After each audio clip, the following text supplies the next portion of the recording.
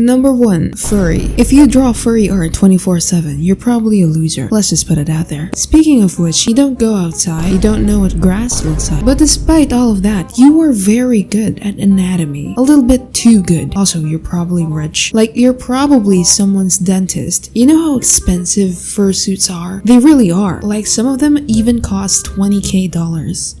A friend told me. Furries are very, very skilled, but you furries, you use your powers for evil. Please touch some grass. Next is anime.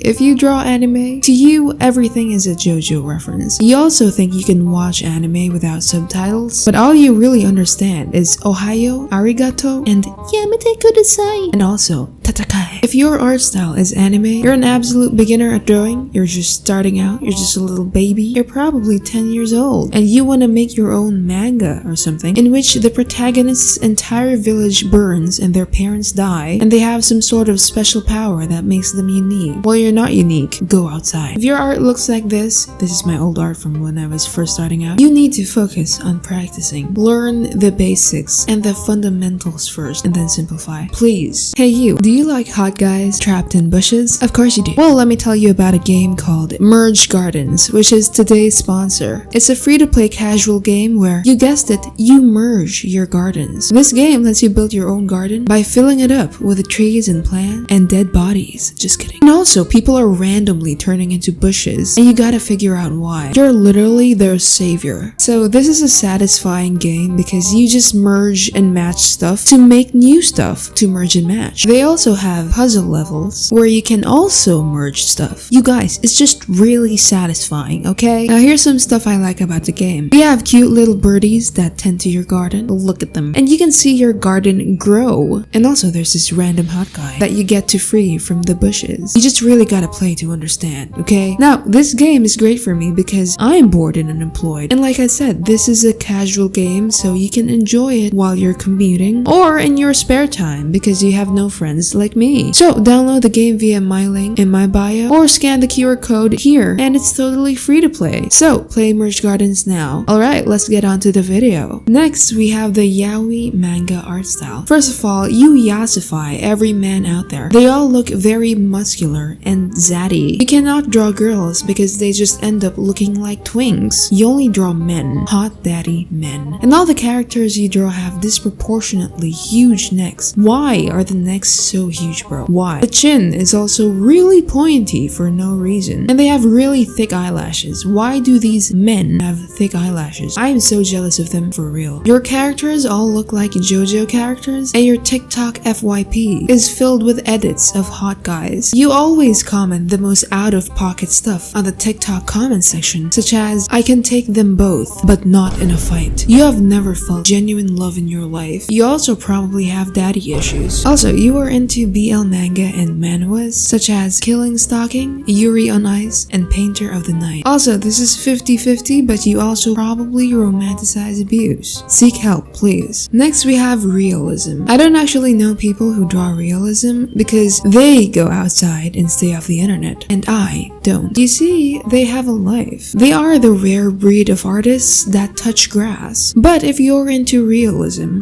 you're probably trying to be more technically advanced at art. Like, you want to take art seriously. Like, you actually have a plan for your life. And that's cool. You want to learn the rules before you break them. Kudos to you. But also, you are very boring. Listen, the people who can't draw think that realism is like the basis of whether an artist is good or not. It's the same type of people who think anime isn't real art. Think art teachers. What I'm trying to say is that you're the type of artist that is the least embarrassing to Asian parents. Now, some people dedicate their whole lives trying to perfectly capture what they're trying to draw. Well, guess what, bro? I don't need that. If I wanted to get word for word results, I would have just printed it out. But I respect you guys a lot. But anyway, please get a life. Next we have the newgrounds art style. I don't know what this is officially called. I just made that up. But it's giving lives in my mom's basement because all their drawings, I guarantee you, they are all just women with ginormous badonkas and tiny waists. If you have this art style, you legitimately think that women in real life are built like One Piece characters. The only real woman you like is probably probably Ice Spice. If you have the Newgrounds art style, you're probably a man. You probably get no game. You have a neckbeard and fedora. You know what, guys? This is like the male equivalent of the yaoi manhwa enjoyers. Except the yaoi manhwa enjoyers don't smell as bad and they shower at least once a week. What else? You only like girls who aren't real because all the women in your life have left you. Except your mom, of course, because you're living in her basement. Next is the corporate art style. A lot of people hate this art style because it's what artists consider as the professional art style. Because it's like being used by tech companies or something. Listen, I don't really know if this is an actual art style. Like, it literally smells like capitalism. It's like if McDonald's was an art style. If you have this type of art style, you're probably an adult who works under a large corporation. You probably hate your job, but it pays well. Probably. I don't know. Or maybe it's the opposite and you're overworked. I'm not really sure. I've never met anyone like this. But one thing's for sure. You probably flex all the time that you have an air fryer. Next is the Disney art style. If you have the Disney art style, you are probably a millennial. You literally don't know what Riz means. And you always have your little overpriced Starbucks. You worship Apple and you have your little AirPod Maxes. Clearly, the Sony XM4 is superior. The AirPods are so mid. Also, I'm pretty sure Disney fans had a wholesome childhood.